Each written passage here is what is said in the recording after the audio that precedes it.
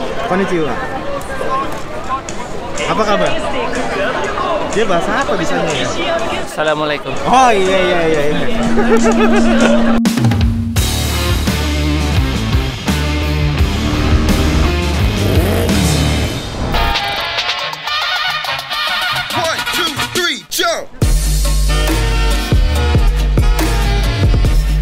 Halo guys, welcome back to my channel. Cek gila, mentang-mentang lagi di Jepang. Oke, episode kali ini gua sudah berada di salah satu area. Ini areanya gokil banget tuh cuy. Tempat anak motor pastinya ya. Kayaknya kalau misalnya turis-turis anak motor dari luar Jepang datang ke Tokyo pasti pada mampir ke sini. Kayaknya sih ya. Ini nama tempatnya adalah Ricohland.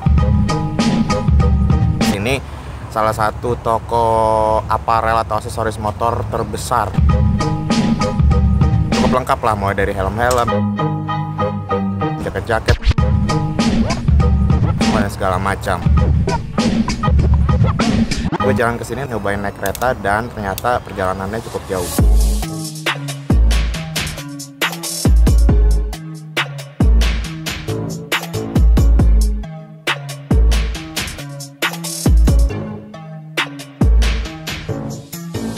Ini kita masih di parkiran, masih di luar karena gue lagi numpang rokok, dan di sini udah banyak banget motor-motor yang kece-kece banget pastinya ya.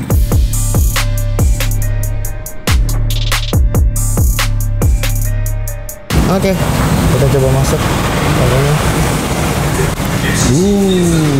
Ohlins. Oke, ini shock breaker dari Ohlins. Ini ada buat CBR 250, harganya 16 jutaan. Ini buat BMW G310. Ini kayak buat Ninja 300 atau Ninja 250. Buat Harley, Fatboy 158. Ya sekitar belasan juta lah masih. Nah juga cuy di sini. Oke, sekarang kita udah masuk di dalamnya.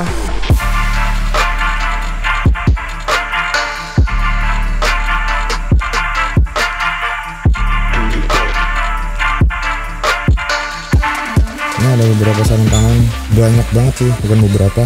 Ini dari yang touring-touring di set bagian sini, terus ini yang buat motor-motor culture sampai ujung sana ya, kulit-kulit semua sarung tangannya. Yang ini juga touring tapi kayaknya ini yang untuk musim dingin ya. Sama ini yang sport-sport tapi yang nggak terlalu panjang-panjang gitu cuy.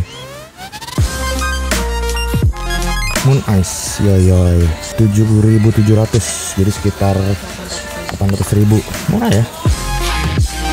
Tangan Alpine Star, dia di pinggirnya ada motifnya gitu tuh, kotak-kotak, dan ini udah ada protektornya. Harganya 500.000. Oke lah bungkus. Kita masuk ke area sepatu. Sepatunya lumayan banyak pilihan, ada merek Taichi sama Daines. Yang buat cewek nih kece nih, York Air Lady 26.000. Sepatu-sepatu gini ya sekitar 2 jutaan juga. Oke, kita udah di luar lagi. Gue coba benerin kamera gue tapi nggak bisa cuy, tetap rusak. Jadi ya udahlah, nanti kita masuk lagi ke dalam. Ya udah, kita bikin videonya sekarang ganti pakai iPhone aja.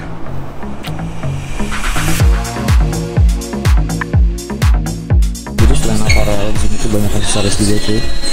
Ini kayaknya khusus buat Z900 RS, satu area khusus, mulai dari bagian buntutnya gini, cakram-cakram, ya tambahan body-body gitu lah ya.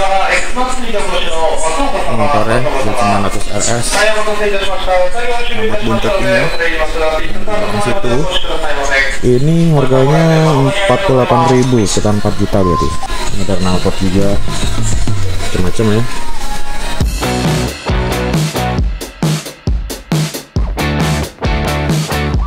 Aksesoris aparel official GT kali ya. Lucu banget, ada baju bayi. Market.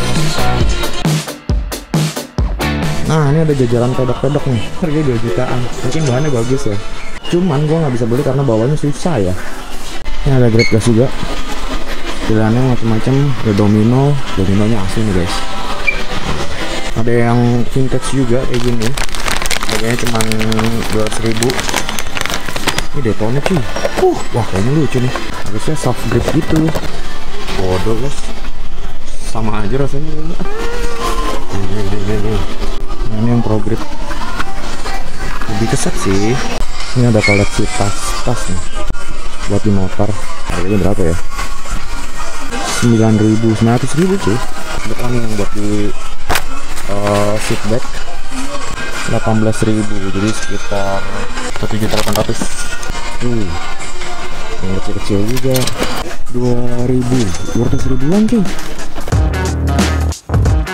Di belakang gua nih adalah bagian yang jualan ban. Gue pengen tahu kira-kira harga ban di Jepang sama di Indo tuh beda jauh apa enggak ya, atau sama aja ya. Ini untuk bannya kebetulan ukurannya yang untuk Mojek semua ya, bukan untuk motor matic atau motor kecil. Dan ya udah kita lihat aja apa lebih mahal atau lebih murah atau sama aja. Nah nih, Road 6 ini harganya 33.500 yen. Power 5 aja yang 190 ya, bannya Momon nih 190/55 itu 3.700.000 ya, sesuai kali ya. Apa di Indonesia lebih mahal 5 jutaan. Power GP harganya mirip-mirip juga. Batlex S22 35.000, 3.500.000 ya, sekitar 3,5 juta lah berarti ya. Berarti kalau untuk harga ban di Jepang kurang lebih sama di Indo ya, sekitar 3 juta sampai 2 jutaan. 2 juta tuh yang untuk ban depan, kalau untuk ban belakangnya sekitar 3 jutaan. Nah, jadi kalau dihitung harga satuan dia lebih mahal. Kalau dipaketin ini lebih murah cuy. Dikurang 120 per 70 yang 17 sama 185 yang 17 itu 34.800. Sekitar 3,5 juta untuk merek Pirelli Diablo Rosso Corsa ternyata.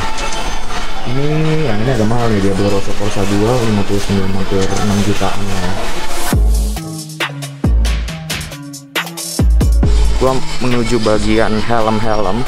Gua mau lihat di sini untuk helm-helm di Jepang apakah harganya yang katanya lebih murah itu beneran lebih murah atau cuman mitos doang ya di Jepang harga helm lebih murah.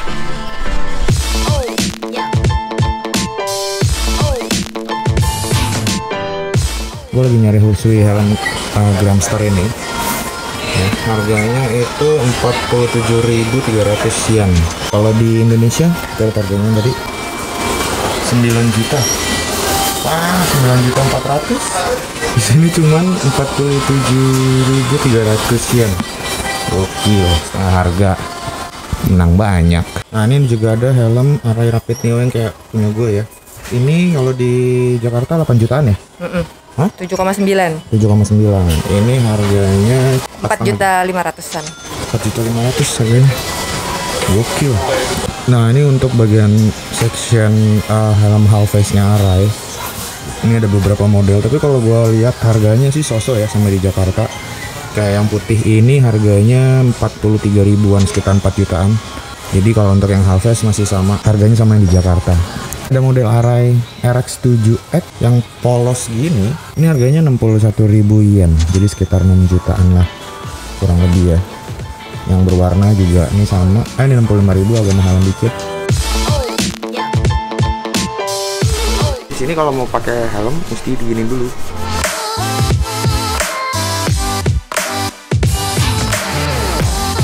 Kita cobain yang kedua. Ini size-nya XL dan ini katanya limited edition.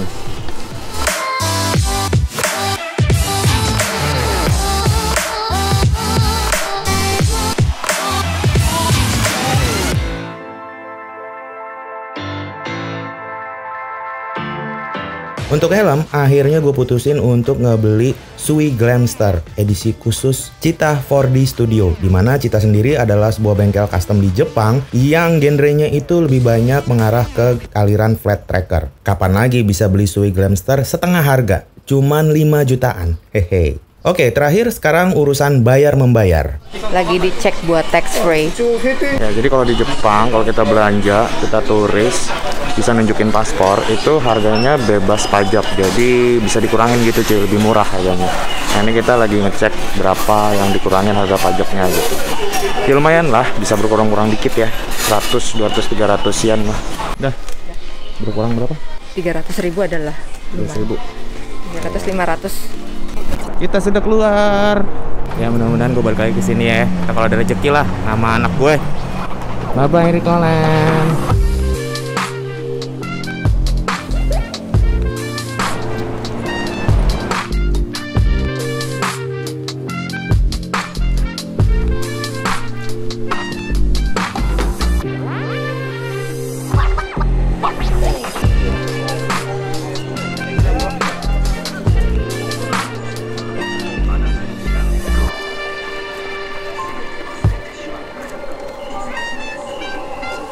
Oke, gue sudah balik lagi ke Indonesia, tanah air tercinta. Ya, gue kangen banget cuy sama ayam goreng dan pete goreng.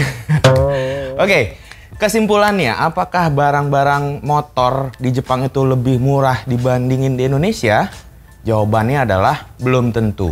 Nah, untuk beberapa item ya, misalnya kayak helm, terus sepatu riding, beberapa sarung tangan juga ya yang gue lihat, itu harganya memang ada yang lebih murah ya. Dibandingin yang ada di Indonesia gitu, khususnya buat helm, karena perbandingannya itu bisa sampai 1-2 juta, bahkan helm yang gua beli itu perbandingannya bisa sampai 4,5 juta sendiri gitu cuy ya. Tapi nggak semua, ada juga beberapa items yang kalau gua lihat harganya justru lebih mahal atau sama aja kayak di Indonesia, misalnya kayak shockbreaker Ohlins dan beberapa part aksesoris misalnya kayak knalpot, Akra dan lain-lain. Jadi yang branded itu biasanya harganya sama gitu cuy. Jadi apakah lantas kalau beli spare part motor atau part aftermarket motor itu lebih baik di Indonesia aja, nggak usah di Jepang? Nah jawabannya lagi-lagi belum tentu.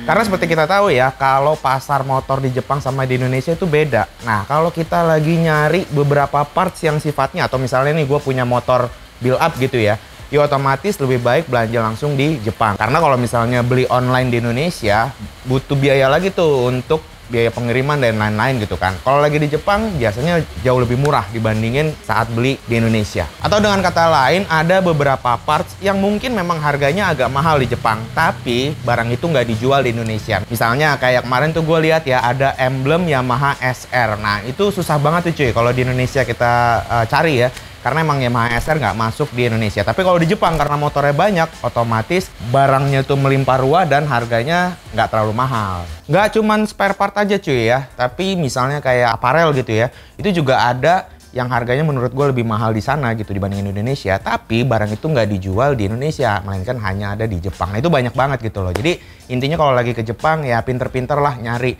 Nggak harus yang selalu lebih murah, tapi bisa juga beli yang mungkin agak mahal tapi nggak ada atau nggak dijual di Indonesia. Ya intinya balik lagi, kalau menurut gua sih seperti itu. Gimana kalau menurut kalian, apakah lebih baik belanja di Indonesia aja atau barang-barang itu memang lebih murah di Jepang? Nah, silakan kalian tulis di kolom komen. Sementara itu, kalau kalian suka sama video gua kali ini, silakan share ke teman-teman kalian. Jangan lupa follow Instagram personal gua di @ateng_andiakbar dan Instagram bengkel gua di @katrosgarage. Jangan lupa subscribe supaya gua tetap semangat ngebahas dan ngebikin motor custom. Oke, langsung aja video gua tutup. Seperti biasa, gua Ateng cabut.